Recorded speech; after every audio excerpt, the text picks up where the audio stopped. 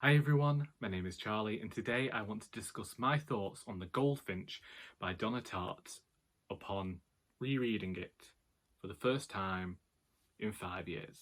At least, I think that's what I'm going to do. The Goldfinch follows the character of Theo Decker, who miraculously survives some sort of catastrophe. At least that's what the blurb wants me to tell you, and I won't go into details as to what that catastrophe is, but basically this book is then going to show Theo moving throughout New York and Las Vegas with various friends, family members, and acquaintances in what I suppose could be described as a coming of age novel that also explores grief. Think The Land Before Time with more hard drugs and serious art theft. When I read this back in 2015, I talked about how it took me a month to read, and I was really interested in reading Tartt's exploration of Theo's grief throughout the entirety of this novel. Late last year, I came across further reviews online that discussed some of the subject matter within the text related to racism and other issues. Having them pointed out to me, I had decided that I was going to unhaul this book in January. I didn't remember enough of it. I saw the film late 2019 and stuff was happening in there that made the film feel incredibly quick and as though they hadn't fully captured everything going on in the novel. And I just thought there was too much bad surrounding the book to go on and ever reread it or ever talk about it again on this platform. However, my friend Emily of Novell Novels wanted to read this book and was looking for someone to buddy read it with her. And so I said, well, I have the book, and chose to take the plunge and reread it. Upon a second read, it was a lot faster, and I said that this comes from the fact that I have now primarily switched to only reading adult fiction, and so whilst I was 23, this was one of my first forays into proper thick, hefty tomes, specifically aimed at the adult market, and so I took too much time over it, went really slowly with it, and that was the first time reading. This time round, we agreed to read 30 pages a day. You could easily have read more if you wanted to and flown through this book. There were a few things that did drag me down, and I'm going to put it down because I'm fed up of holding it. Basically, I just reached a point in the book where I ended up finding it incredibly boring and as though we were going over old ground. Having now read more Dickens than I had done previously, I'd seen a lot of people describe the book as Dickensian and actually didn't have the context there to understand what they were talking about. But now, having read this book and having read more by Charles Dickens, I see a lot of allusions to David Copperfield in there, which is fine because we have got a coming-of-age novel, but it's also in the fact that the death that permeates this book is also present in David Copperfield. The people that Theo loses in this book are somewhat similar to the characters in David Copperfield. Indeed, the situations that Theo finds himself in felt as though we had this amalgamation of David Copperfield, Oliver Twist, and the Old Curiosity Shop. There's something in Dickens. Now, I know other people don't care for Dickens as a writer, but for me, there is something magnificent in Dickens' prose that almost touches on the magical and can change the mundane. This book feels very mundane and prosaic. And whilst I do think that the book does examine grief and go over that quite well, and it does that for a very large portion at the start of the book, and indeed we are seeing every single moment that Theo perhaps suffered grief or its after effects throughout his life up until his late 20s, really. I just found myself not caring in the end.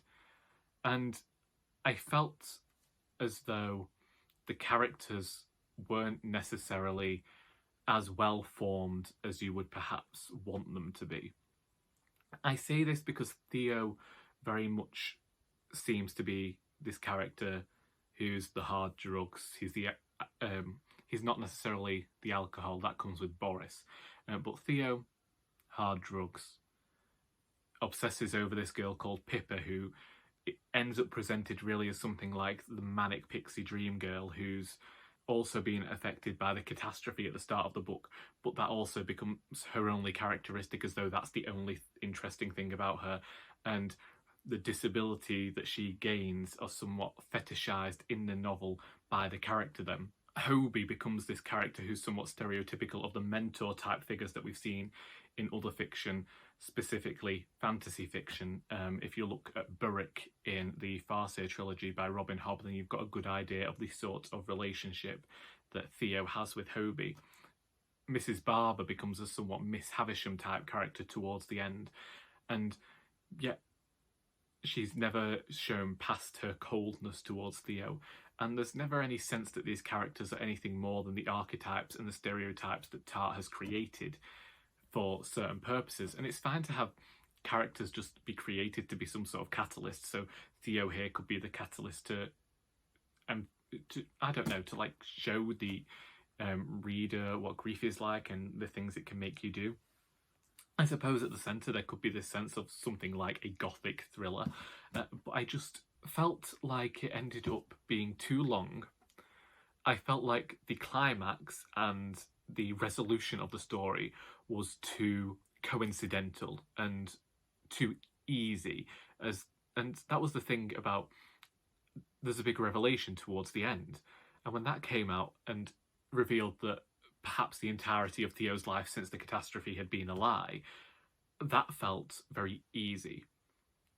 And then the end felt easy, and it all felt too neat and too wrapped up and too much like a happy ending. But then I suppose if we think about it, if Tart was trying to emulate Dickens and Victorian writers, then perhaps that is what they would have done. But I felt like I would have preferred something more modern and some more consequences for actions than what I saw happen here.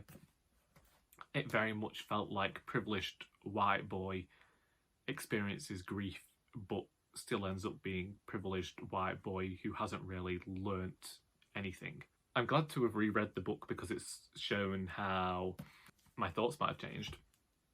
But I'm unhauling this book anyway, so then I feel like I've just spent a month reading this book.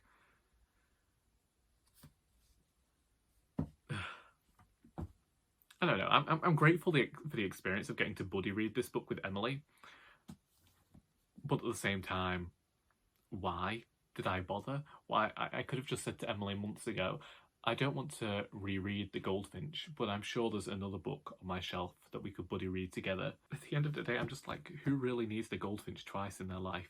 I'm sure for other people it's their favourite book and they're rereading it constantly, but I kept reading it with this new lens where I felt more critical than I did the last time.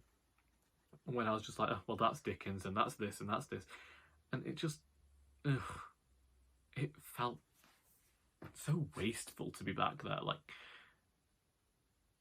I know you can never get time back, but I perhaps could have wanted it for this. Sometimes there's beautiful prose that stands up for it. I shouldn't have needed to have possible racist aspects pointed out to me, so that is my fault as a reader.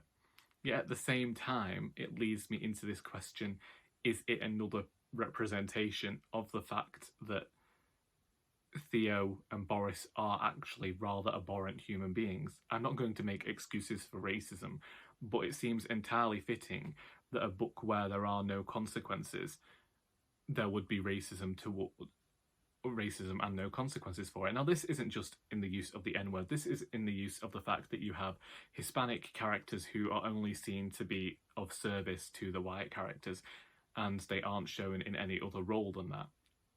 It's the fact that the European characters are only shown as being gangsters, and, well, not even gangsters, the European characters are only shown as being criminals. When they describe Europe, it's not described in the nicest manner, and you're made to feel as though New York is perhaps this pinnacle, this haven for Theo. and there really is nothing better. Which might be true. I've never been to New York, but I suppose there never could be any objectivity here. But considering Tart's prose could be quite clinical at times, even though it was supposed to be from the voice of Theo, there was definitely opportunity there to not have Theo be so derogatory towards other countries and other characters. And considering it was 2015, I do wonder whether more thought could have been given into what sorts of things were included in this book. But that's it. It's been removed from my shelves now. I will probably talk about it in a wrap-up as well. I thank Emily of Novell Novels for buddy reading this book with me, but hopefully in future we read something that perhaps isn't so hefty and doesn't annoy me as much. Have you read The Goldfinch? What are your thoughts on it? Do you want to discuss it in the comments? Because if so, feel free. I hope that you got something out of this video, even if it was just the soundtrack of the police sirens outside my house. And until next time, that is all.